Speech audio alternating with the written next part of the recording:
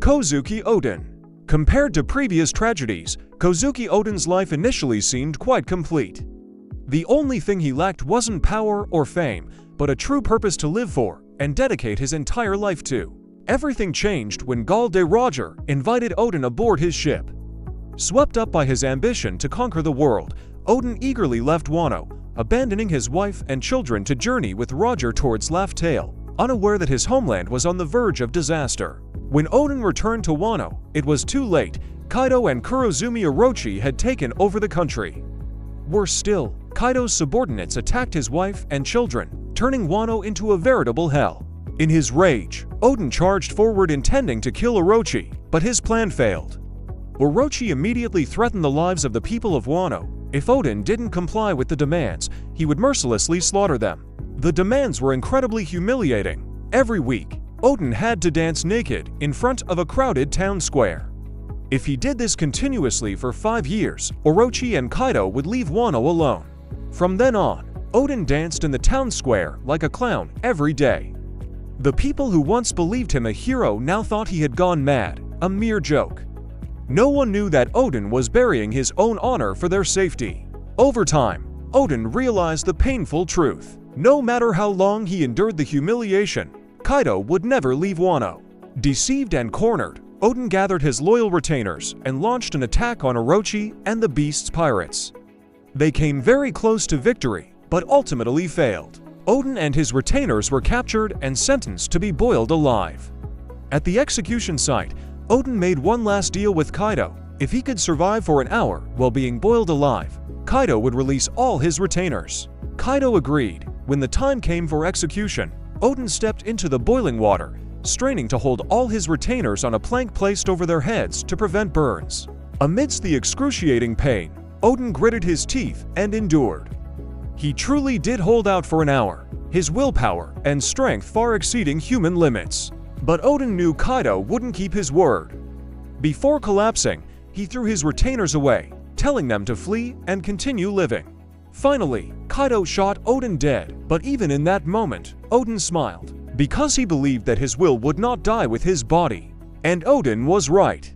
Mont Blanc Noland. Mont Blanc Noland was a renowned explorer serving the kingdom of Levenil. He spent his life sailing the oceans, including the New World, searching for resources to bring back to his country. During an expedition, Noland and his crew encountered a terrible storm. Just when survival seemed impossible, they heard the sound of bells echoing across the sea. Following the sound, their ship drifted to an island called Jaya. There, Noland met a boy from the tribe suffering from a dangerous disease called tree fever. With his knowledge of botany, Noland quickly understood the cause of the disease. But to save the entire tribe, he first had to gain their trust. At the same time, Noland witnessed a horrifying scene. The tribe was sacrificing a woman to a giant serpent they worshipped as a god. Without hesitation, Noland killed the snake to save the people. But instead of gratitude, the villagers were enraged, believing he had insulted the gods. Noland then said, "If you give me until sunset, I will cure the entire tribe of tree fever."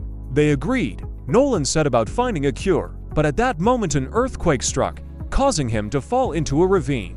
The tribal leader, Kalgara, believed it was divine punishment and intended to kill Noland to appease his wrath. Noland desperately explained that he could save the entire tribe. Ultimately, he escaped death and proved his words true. The disease was cured. The tribe abandoned the practice of human sacrifice and regarded Noland as their benefactor. In response, they led Noland to the most secret place, Shandora, the city of gold, which they had been tasked with protecting for generations. But tragedy began with a misunderstanding. Noland discovered many trees infected with disease and decided to cut them down to prevent the spread. He had no idea these were sacred trees of the tribe. From then on, everyone became cold and distant towards him. Finally, Noland was asked to leave the island. He didn't understand where he had gone wrong but still left quietly. Later, the truth was revealed. Kalgara regretted his actions, apologized, and said that Noland would always be welcome back. Noland was overjoyed. He immediately returned to Levenil, persuading the king to organize an expedition back to Jai Island. The king was overwhelmed by the story of the Golden City and decided to personally accompany them. The journey was long, and many died along the way. And when they arrived, the island of Jaya had vanished. In reality, Jaya had been propelled into the sky by the knock-up stream, becoming Skypiea. But at that time, no one knew this. The king was furious, believing Noland had fabricated the story. He arrested Noland, planted false witnesses, and sentenced him to public execution. Despite Noland's attempts to explain, no one believed him. From then on, he was called Noland the Liar. Even his previous expeditions were questioned. When he was dying, Noland didn't worry about himself, but only about Kalgara and the Shandian tribe. He didn't know if they were safe. After Noland's death, history was distorted.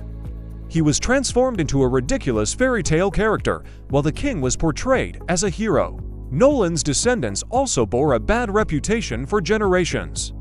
While the truth was only one, Mont Blanc Noland never lied. The world was the one who betrayed him. And those are the next names in the details of the saddest past story in one piece. Remember to subscribe to the channel and turn on notifications so you don't miss anything. Thank you for watching. See you in part 4.